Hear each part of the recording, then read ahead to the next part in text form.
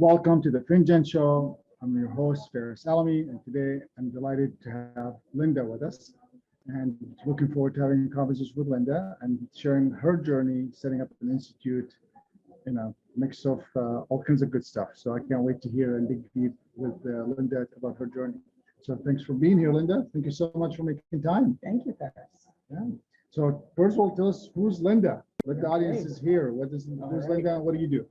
So I'm Linda Lausell Bryant. I am a clinical associate professor and director of our doctorate in social work program at New York University School of Social Work. In that context, I work to set up an institute together with my colleague Mark Manischel on it's an institute for adaptive leadership in human services.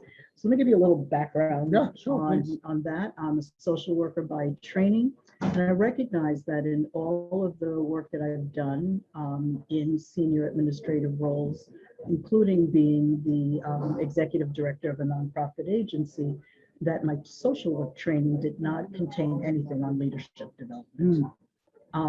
And now as a professor of social work, I recognize that that's missing from the curriculum.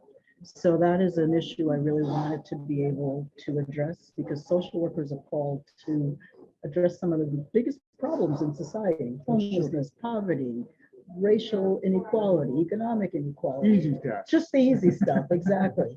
So we need to be equipped with leadership capabilities, and we need to be able to exercise leadership in order to really bring about the kind of progress we want to see. So working with my colleagues as a new professor at NYU, it meant going about this very carefully, not getting on a chair and announcing that I was going to start something, but rather quietly securing funding. Developing the concept and the strategy for implementation. So I would say that certainly took a level of entrepreneurial drive and mindset, exactly, to get that done, and building it in building blocks, incrementally. So starting small, just introducing these ideas in a couple of classes, moving from that to developing private funding, a fellowship program for graduate social work students, and then proposing a standalone elective course, bringing that into the doctoral program where it became a required course, and continuing to build out from those core building blocks additional support for people who had already graduated with their degrees and were out working in the field, but really felt like they needed support to exercise leadership in their new roles. Love it. I love something you said, and I want to take you back if you don't mind. Sure. Which is you were quiet about setting it up. And a lot of times entrepreneurs, at least they might think that you have to let the whole world know, which is maybe true in some texts, but maybe not true in some others. In your case, was all about being strategically quiet and building those blocks to make this happen. Exactly. And you make more of an announcement when there's a lot more to announce. Powerful.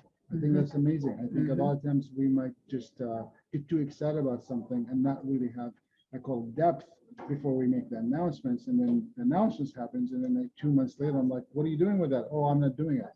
So, but you announce that you're doing it. Sounds like your insight would be build it up, get some momentum, and make an announcement. Yeah. I think that's a very powerful statement. It sounded like to me you also worked, I'm going to call it the ecosystem, to get the support that you needed to make it work. So not the whole world needed to know, but the important key players within the ecosystem that could support your launch, funding, strategic partners, all those things.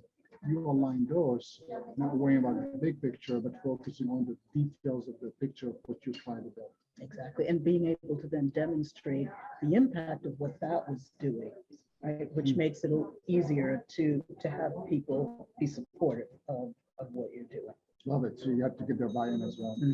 Thank you so much. This is amazing. Wow. So in that journey, and you know what, just watching the time, just make sure that we take a short break. And then I'd love to have, when we come back, I'd love to hear a little bit about what was maybe one of your downs that you felt like this will never happen. I don't think it's gonna ever unfold. And maybe one of your ups where you felt the world is opening up and it's finally gonna happen, or you want something, I'm not sure, I'll let you decide. Okay. So let's take a short break and we'll be right back, but I'll give you a minute to think through those things. Okay, thank you. We'll be right back after this short message. Thanks for being here.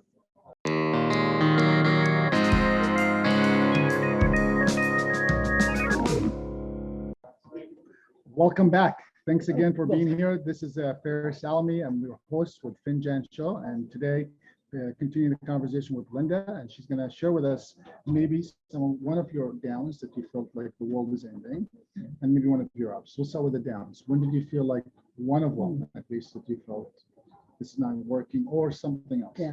So I've been working on building support for this work when there was a change in the dean. Oh, wow. And so the dean who had brought me in was stepping down, a new person, an interim was coming in, and there was the sense of like everything's on hold because we have we have to wait for the new dean to come in, and then and there's actually been a couple of dean transitions in the past few years. Wow. And so that really felt like a down, like, oh boy, I'm going to have to keep starting from the beginning in terms of explaining what this is, why we do it, and pursuing that support on an institutional, at a larger institutional level. But I would say that based on my experience coming from a family of immigrants, my family's from Puerto Rico. Okay. We're kind of used to obstacles. Okay. We're used to things not being easy, and we're plucky. We keep pushing. Sure. Anyway, so you stay focused, you keep growing it. So when we do have the next new dean, I'll be able to say it's now at this level. Yeah. Right. Here's the history. This whole initiative is now at this level, and it's really great for the school. So how about getting on board? Wow. And that alone feels like needs its own show, right? Because I mean, I feel like, I think these are awesome, as we all know, they each come with their own agenda. So sometimes you're trying to fit into their agenda of what they're trying to do, and then the president of the university might be asking them to have a different agenda, and then now you're trying to sell your agenda. It might look like you're not necessarily fitting in the bigger picture, or you have to modify your picture to fit in. That's a whole nother story. I think we're gonna keep it for now. Yes, on the I'll just side. say one thing about that, which it does connect to one of the things that we learn in the adaptive leadership framework, which is really understand the system that you're a part of and understand what drives them, right? What are the things that they value? So if I want to really have them be supportive of what I'm doing, I know what my agenda is, but let me take the time to understand theirs. Got it. What makes them tick? What would be, what's important to them? So it's not just what's important to me, and then try to find an alignment of those things. Love that insight. I think that's a great insight for also when you're running your business to understand what does the customer want, which is what I want to offer. Absolutely. And meeting them, I would say, meet them where they are, not where you want them to. And meet them where they are is a principle of social work. Oh, really? It always says meet the client where they are. So Okay. you don't start and say like, what you need to do? You need to begin to, where are they now? Yeah. And meet them there. Yeah. Love that. Thank you for sharing that. You're So maybe you could share with us now one of your ups, like where you feel the doors are opening, things are happening, and you feel like you're on cloud nine, or whatever sample you want to give us. Well, just this September, I took over our doctorate in social work program, Okay. and I think there's a wonderful opportunity there to have students who are students, but also experienced practitioners in the field and professionals, to have these concepts take a stronger hold within the school. Okay. These students often supervise master's level students. And so I think that they're going to be a really key resource for advancing this work in terms of the research that can be done, in terms of their practice and their managerial roles. So I'm excited about the possibilities. Wow, that gave me goosebumps. It sounds like a whole new world that could be opening up. I think so. Then hopefully it'll impact more than the community that you're serving today, because it sounds like this could be a much bigger reach We Whatever different absolutely see it that collaborations. way. I mean, our goal is to really be able to impact, as we were saying, some of these pressing challenges that the field of social work is constantly dealing with. Sure. And we want to be able to have a greater impact and make greater progress on these things. Well, clearly we can keep you here for days. Just, you know, and I want to say thank you so much for making the time to be here with us today and sharing with the audiences some of these amazing insights. So thank you so much. Thank you, Faris. Okay. Till next show, Faris Alami, Finjan Show. Have a good day.